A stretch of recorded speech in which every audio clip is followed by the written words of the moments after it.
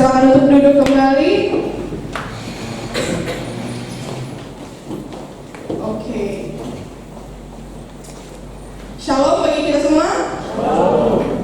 Saya mau dari depan sampai belakang semua yang menjawab Shalom. Shalom. Haleluya. Hari ini tanggal berapa? Tanggal 21 November 2021. Kalau orang bilang ini tanggal cantik. 21 11 21. Bukan hanya tanggal cantik, ini juga tepat kalau kita hitung ya. Kemarin saya hitung saja sisa hari di tahun 2021 ada 40 hari lagi tepat. 40 hari lagi sisa hari di tahun 2021. Berarti 40 hari lagi kita akan memulai 2022. Saya nggak tahu tentang kita semua yang ada di sini, tapi tahun ini bagi saya berlalu sangat cepat sebenarnya. Bukan hanya tahun ini, tahun lalu juga rasanya sangat cepat.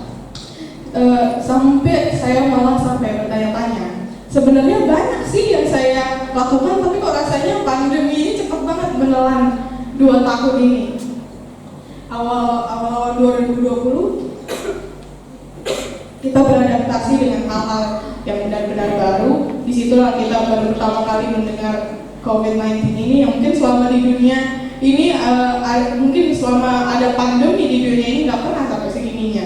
Bahkan nggak tahu ya, saya apalagi selama saya hidup lah, selama saya hidup saya nggak pernah merasakan seperti ini. Ini baru pertama kali.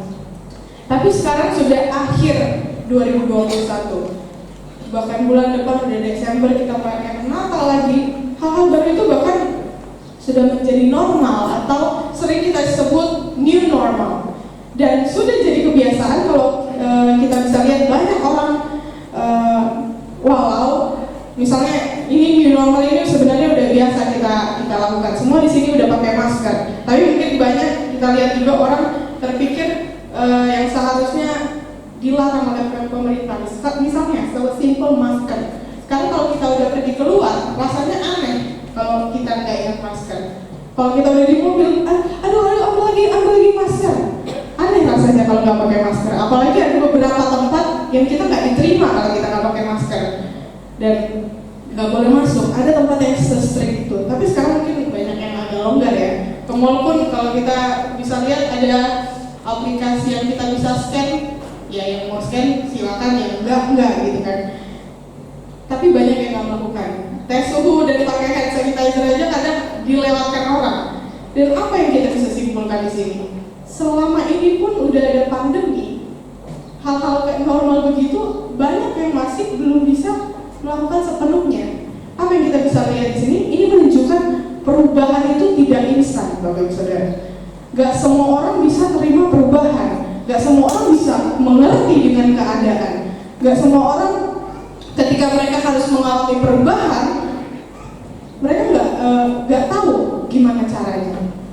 Nggak semua mereka langsung mau melakukannya. Bahkan nggak semua orang percaya ada virus COVID-19 ini. Sesuatu yang baru itu harus dibiasakan, dan itu membutuhkan waktu. Itu tidak pernah instan. Perubahan itu tidak pernah instan.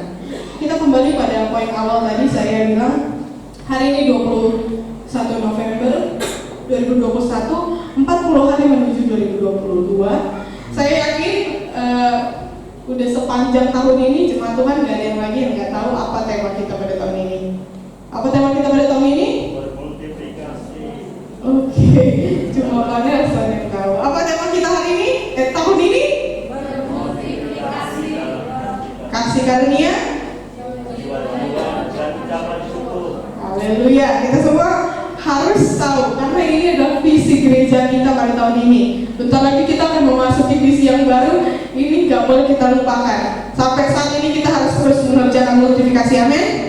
Ketiga hal ini, tadi apa? Kasih karunia, multiplikasi kasih karunia, jiwa-jiwa dan ucapan syukur. Ketiga hal ini mungkin kalau kita berpikir akan jauh lebih mudah jika kita lakukan atau kita kerjakan.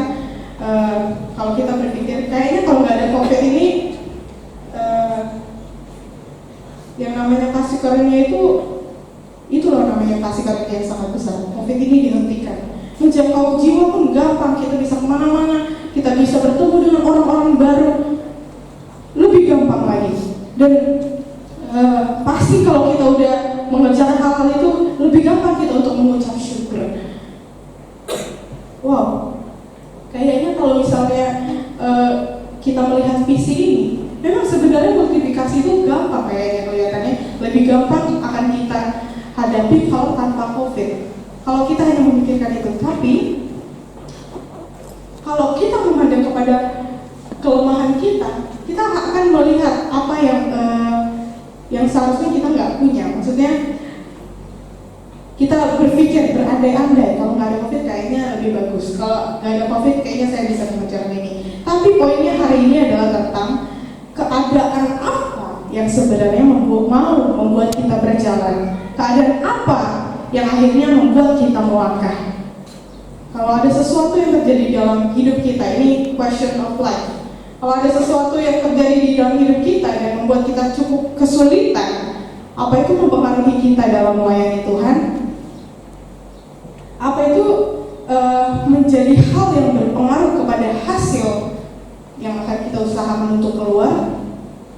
Atau malah hal itu yang membuat kita berhenti karena kita takut untuk melangkah dan kita akhirnya stuck di situ-situ aja? Hal yang baru, sesuatu yang baru, perlu waktu untuk menyesuaikannya. Benar sekali.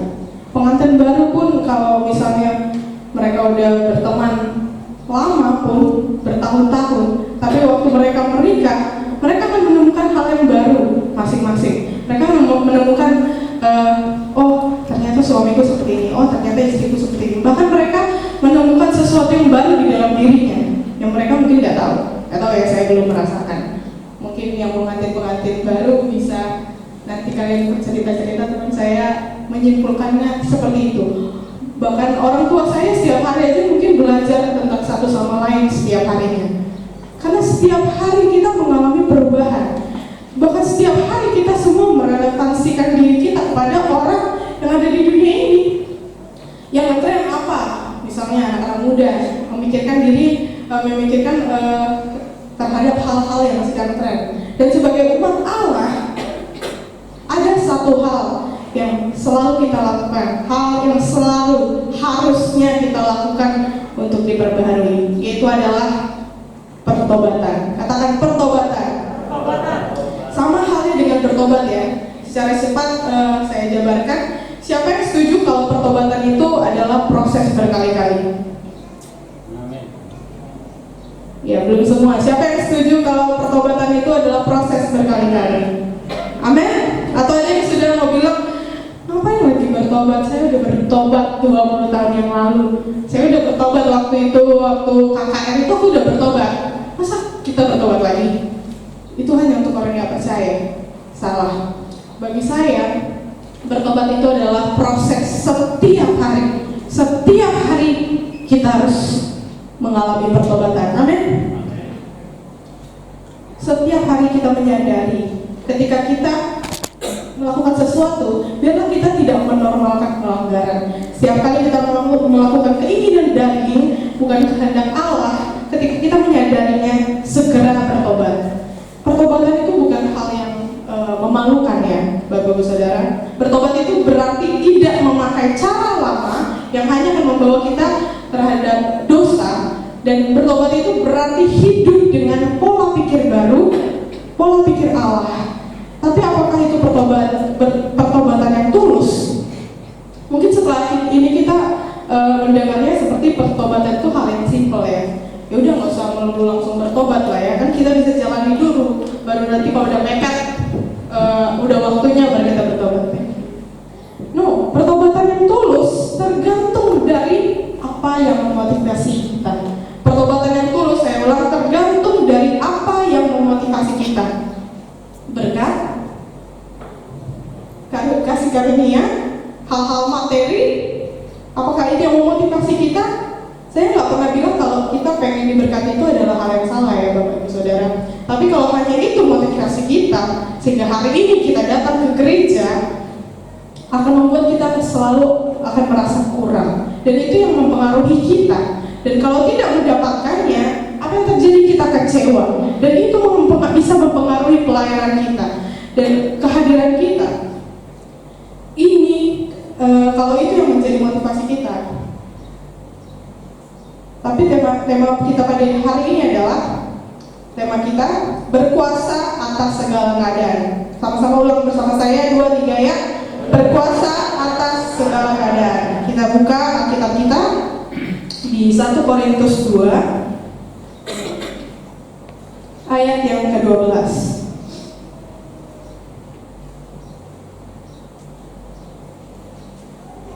Yang sudah dapat boleh katakan amin. 1 Korintus 2 ayat yang ke-12. Oke. Kita baca satu ayat dulu, 2, 3 ya. Kita tidak menerima roh dunia, tetapi roh yang berasal dari Allah, supaya kita tahu apa yang dikaruniakan Allah kepada kita. Amin. Kita tidak menerima roh dunia. Apa yang digambarkan ketika kita mendengar roh dunia? Saya yakin dan percaya pengertian orang yang hidup dalam firman Tuhan sama pengertian orang yang hidup dipengaruhi oleh dunia atau orang yang tidak mengenal Allah itu berbeda. Amin. Amin. Orang yang hidup berdasarkan firman Allah sama orang yang hidup dipengaruhi oleh dunia itu pola pikirnya berbeda. Roh dunia itu mempengaruhi orang yang duniawi. Wah, mungkin anak-anak muda di sini langsung berpikir, kayaknya aku nggak rohani banget Kak. Apakah berarti aku orang duniawi? Kalau saya mau bilang, kalau hidupmu didasarkan oleh firman Tuhan, kamu bukan orang duniawi. Tapi kalau belum berdasarkan firman Tuhan, mari kita bertobat. Kita baca ayat yang ke-14 dan 15. Oke, 2, 3 ayat.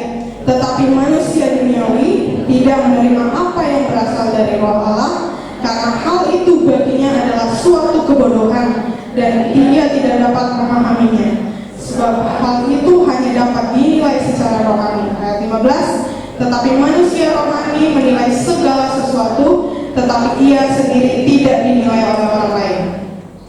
Oke, pandemi akan mempengaruhi cara hidup kita di dunia. Itu setuju ya? Kita semua hidup di dunia ini pastilah itu mempengaruhi kita secara, maksudnya kata kita tinggal di dunia. Tetapi manusia rohani yang hidup di dalam kita, yang hidup dalam roh yang berasal dari Allah, tidak dikuasai oleh apapun. Secara daging pasti kita beradaptasi dengan hal yang baru, namanya juga kita makhluk hidup. Tapi jangan lupa kita juga punya manusia roh, dan roh yang berasal dari Tuhan tidak dipengaruhi oleh keadaan dunia. Amin. Apa maksudnya? Contoh, selain pandemi, dalam hal kita melayani gereja, apa yang mempengaruhi kita dalam melayani di gereja? Atau seperti yang tadi, apa yang menjadi motivasi kita untuk datang ke gereja? Apa yang menjadi motivasi kita untuk melayani Tuhan? Keadaan apa yang memotivasi kita? Dulu saya sekolah, belum dulu lah ya, dulu itu kan 20 tahun yang lalu. Beberapa tahun yang lalu saya sekolah, saya tuh sebenarnya orang yang cukup ekstrovert dan saya suka datang ke sekolah. Bahkan kalau saya sakit, saya malah kayak padahal saya mau sekolah. Bahkan saya jarang banget telat. Dulu waktu ada kakak saya sering telat karena dia yang telat. Tapi waktu saya sendiri di sekolah saya jarang banget telat. Bahkan pas bel itu jarang banget. Saya selalu duluan kalau sampai sekolah. Dan saya usahakan kalau saya jangan sampai ada alfa, jangan sampai ada izin, jangan sampai ada sakit. Kalau hujan pun cari cara gimana caranya ke sekolah biar cepat. Macet pun yang penting cepat ke sekolah. Alias saya selalu mencari cara untuk mengalahkan setiap keadaan supaya saya datang ke sekolah. Karena pertanyaannya, kenapa sekelompok orang dipengaruhi oleh keadaan? Mereka sengaja nih, teman-teman saya sengaja. Bahkan saya cari cara bilang sakit, padahal memang malas aja datang ke sekolah. Kenapa sekelompok orang itu dipengaruhi oleh keadaan?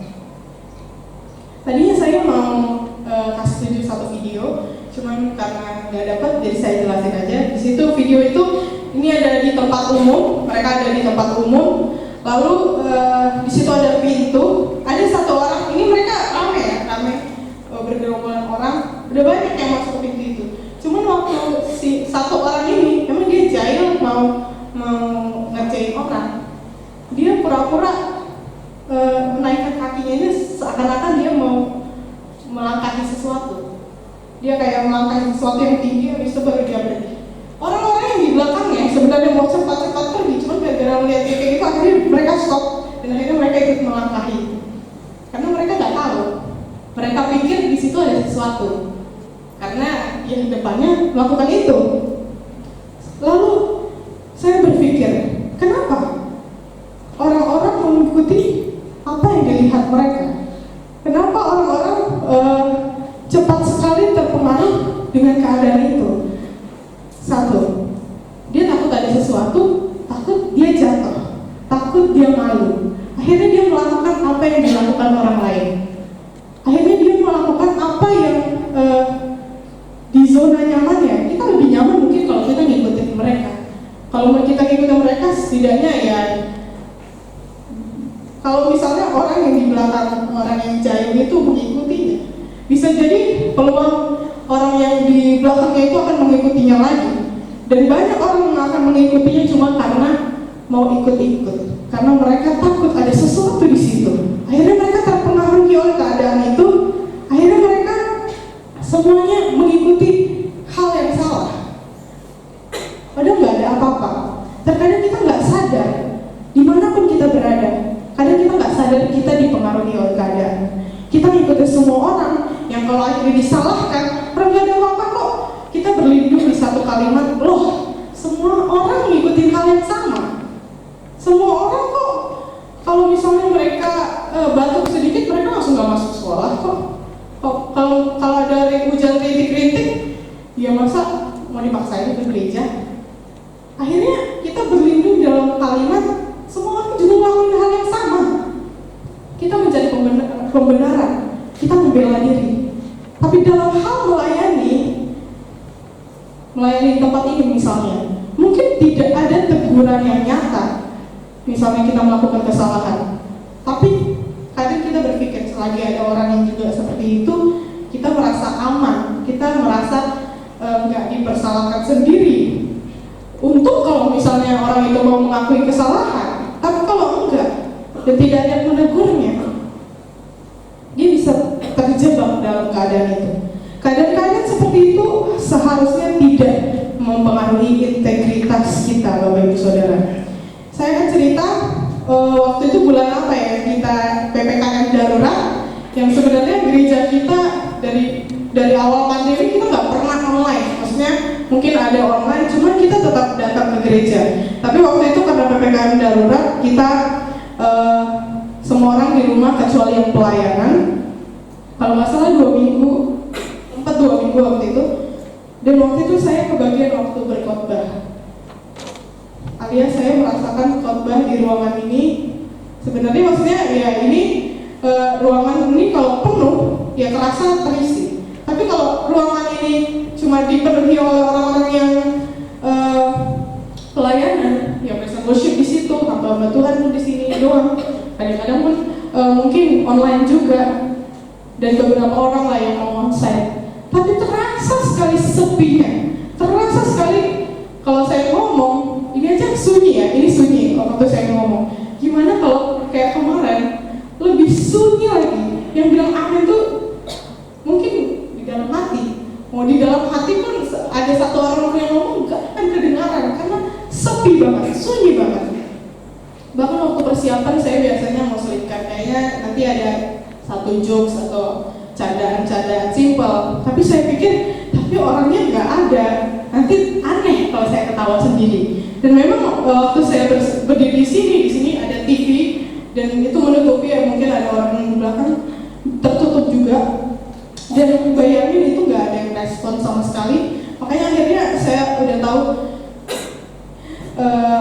dan karena saya juga udah sering lihat di YouTube khotbah-khotbah online, di situ banyak pendeta-pendeta yang berbicara yang memang udah ada caranya, inilah caranya kalau kita ngomong di depan kamera gak ada yang respon, gimana caranya. Akhirnya saya juga kayak oke lah, ini orang-orang itu aja bisa melakukan ya, berarti saya juga bisa. Tapi akhirnya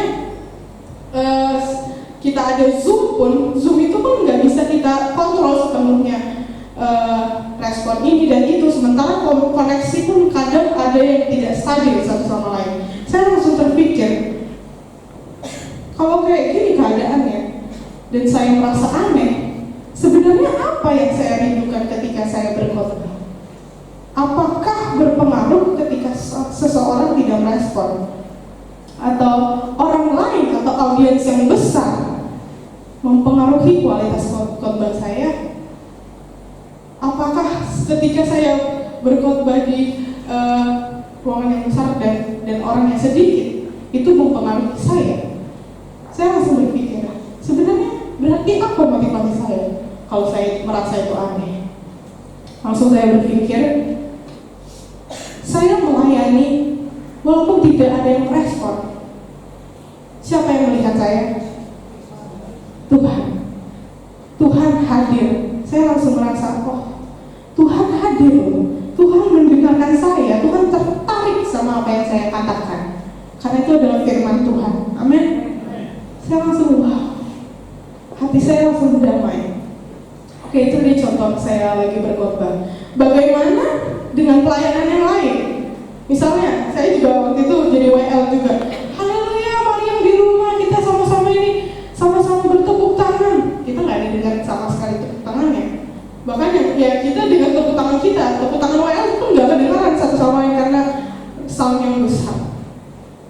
Apakah kita akan merasa aneh? Apakah kualitas kita tergantung akan keadaan audiens?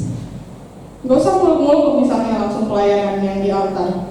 Apakah saya mau buang sampah di depan orang-orang yang gak berpengaruh? Atau saya hanya mau buang sampah kalau di depan saya ada pendeta Philip Mantova atau pendeta-pendeta besar lainnya atau undangan-undangan besar lainnya, baru saya mau mengerjakan hal-hal yang kecil. Ya iya lo ngomongin pastor itu yang buang sampah. Apa yang mempengaruhi kita? Apa keadaan yang mempengaruhi kita? Atau anak-anak muda mungkin, apa yang lagi ngetren baru kita lakukan untuk dunia dan bukan untuk Tuhan? Apa hanya kalau ada reward kita mau melakukan sesuatu untuk Tuhan? Apa hanya kalau dihargai? Nah ini dia. Apa yang terjadi kalau kita enggak dihargai? Apa yang terjadi kalau kita tidak dihargai? Apa yang terjadi kalau yang kita lakukan tidak terlalu diapresiasi sama orang-orang lain? Apakah kita akan berhenti? Atau ya udah kerjain seadanya aja? Beberapa minggu lalu saya mendengar firman Tuhan. Dikatakan dalam mengikuti Yesus kita harus pikul salib. Semua kita tahu itu. Amin. Salib apa yang kita pikul hari ini? Dalam mengikuti Yesus, katakanlah kita harus melayani. Dalam mengikuti Yesus kita harus memberitakan Injil. Dalam mengikuti Yesus kita harus berkorban. Dalam mengikuti Yesus kita harus siap hidup dalam ketaatan. Tapi tahu apa yang penting? Dalam mengikut Yesus kita harus siap untuk tidak diperhitungkan. Dalam mengikut Yesus kita harus siap untuk tidak diperhitungkan. Wow, ini adalah hal yang menurut saya emang wajar banget kalau kita mendengar itu. Sakit ya, kedengaran sakit banget, tapi itulah pikul salib. Yesus sendiri pernah menanggung itu semua, tapi ia sadar itulah yang harus dia tanggung. Karena apa? Dia memikirkan kita yang dikasihinya. Bukankah kita tahu siapa yang sesungguhnya memperhitungkan kita? Jadi ketika kita melayani tidak diapresiasi, kayaknya hamba Tuhan pun ngelihat saya pun kayaknya cuek banget. Kayaknya di gereja tempat duduk ini. Kayaknya saya nggak diperhatikan deh. Kayaknya saya nggak diperhitungkan deh. Mau gimana pun saya berusaha untuk melayani. Mau gimana pun saya berusaha untuk setiap hari saya datang. Setiap ibadah saya datang. Bahkan hal terkecil pun saya lakukan. Tapi kenapa saya tidak diperhitungkan? Memikul salib, mengikut Yesus, artinya kita siap untuk tidak diperhitungkan. Amin. Tidak dipengaruhi dalam segala keadaan. Tema kita tadi berkuasa atas segala keadaan. Itu berarti kita yang berkuasa atas segala keadaan, itu bukan keadaan yang berkuasa atas kita. Amin. Dari beberapa hal yang saya jabarkan tadi itu ada juga poin-poinnya. Untuk berkuasa atas segala keadaan, tadi yang pertama kita harus bertobat atau menghilangkan, melepaskan manusia lama kita. Yang pertama. Yang kedua, kita harus rendah hati. Kita harus siap pikul salib. Rendah hati atau siap pikul salib. Yang ketiga, sebelum kita masuk ke poin ketiga, ini ada satu kesaksian di mana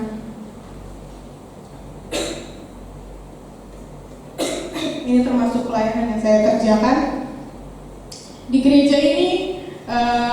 Ada beberapa pemusik baru, bahkan di sekolah minggu kita mungkin nggak tahu yang ada berada di sini. Di sekolah minggu udah ada 3 gitaris. Mereka setiap hari minggu 3-3-nya main bareng-bareng. Walaupun berbeda-beda cara mereka giringannya, tapi mereka main bareng-bareng. Mulai dari ibadah anak kemarin. Dan Bapak Ibu tahu mereka masih SMP kelas 1, anaknya Pak Beka kelas 3 ya, kelas 3 atau kelas 2 SMP, dan anaknya Pak Sesegede Evangeline Gio kelas 1 SMP. Mereka bertiga masih SMP. Bapak Ibu tahu mereka latihannya di mana? Mereka setiap hari Sabtu datang doa subuh. Mereka setiap hari Sabtu bangun pagi-pagi subuh untuk datang ke sini. Setelah itu mereka latihan gitar. Itu berawal dari mana? Oke. Pertamanya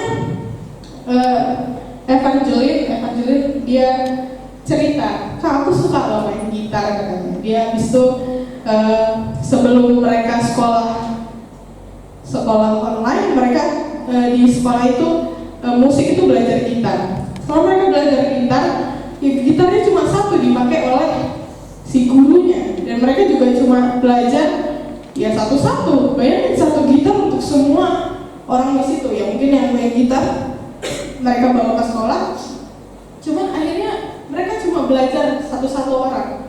Tapi dia tertarik untuk main gitar. Bahkan kalau saya nggak salah, orang tuanya mungkin nggak ada berkecimpung dalam dunia musik, cuman dia tertarik waktu itu. Awalnya dia cuma cerita, dan awalnya saya cuma mendengarkan aja karena emang dia suka cerita. Tapi setelah itu dia cerita terus tentang gitar. Di situ waktu pada saat itu saya lagi mengajari beberapa orang juga. Setiap hari Sabtu siang mereka datang, mailing Gilbert dan juga Franz. Mereka datang untuk main gitar hari Sabtu. Kami latihan. Setelah itu saya mikir, setiap hari Sabtu kan Evangeline datang doa subuh. Setelah itu orang tua ya kita makan snack dan ini, ya udah bawa aja. Kita latihan gitar aja begitu. Dan akhirnya dia punya gitar dibeliin sama orang tuanya. Setelah itu dia bawa gitarnya, kami belajar. Dia benar-benar dari nol banget. Dari nol banget saya ajarin, cuma God is so good, God is so good. Kuncinya pun cuma 3 biji. Tapi dia giat belajar. Itu dari agak awal tahun mungkin Maret, kalau saya nggak salah. Itu saya ajarin dia God is so good. Sampai sekarang dia sudah banyak banget belajar kunci-kunci yang baru.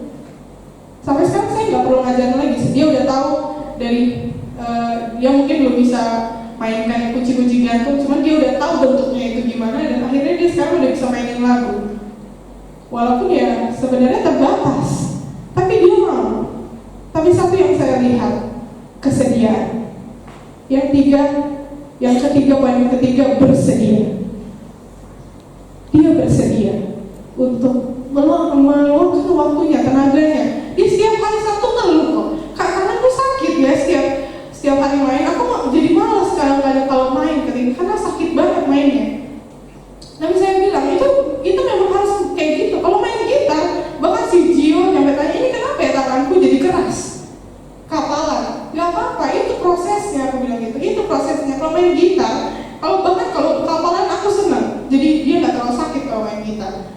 Mereka setiap hari Sabtu mengeluh sih. Cuma saya paham karena mereka masih SMP.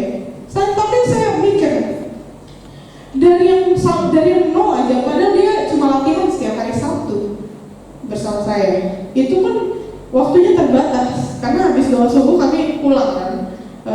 Cuma paling 30 menit lewat dikit.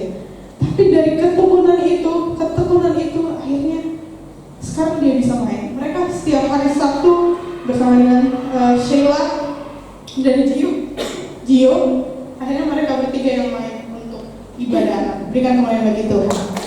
Wow. Sekarang yang main di ibadah anak bukan kakak-kakak pembinanya lagi, tapi mereka yang melayani untuk adik-adiknya.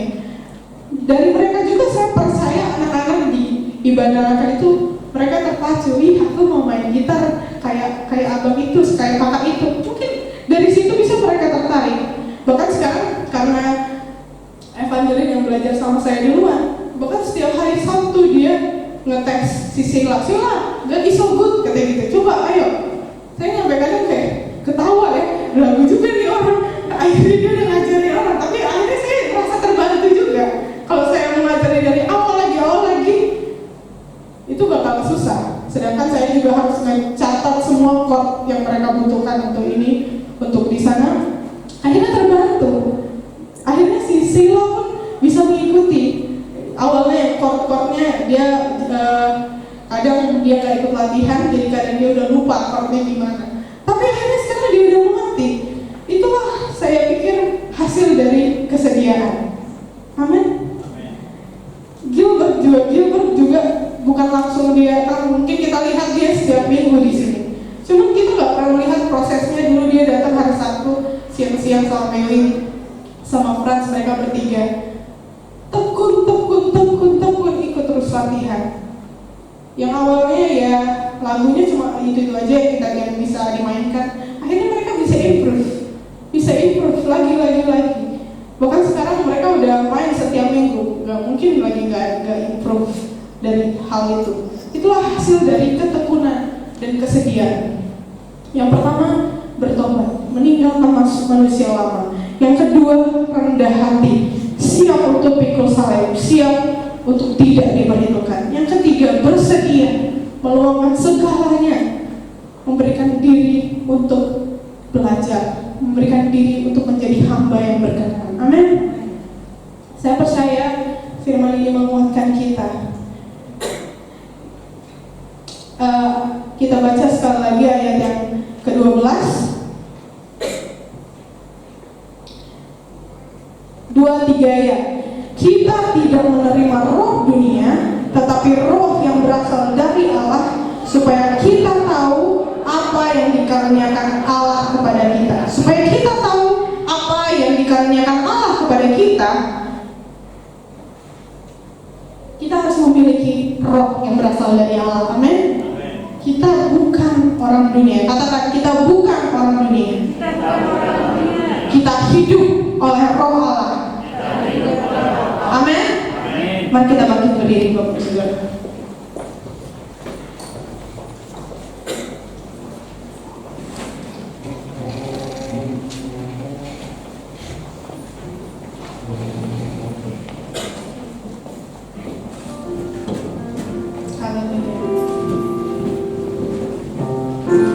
Kita akan menyanyikan satu pujian di dalam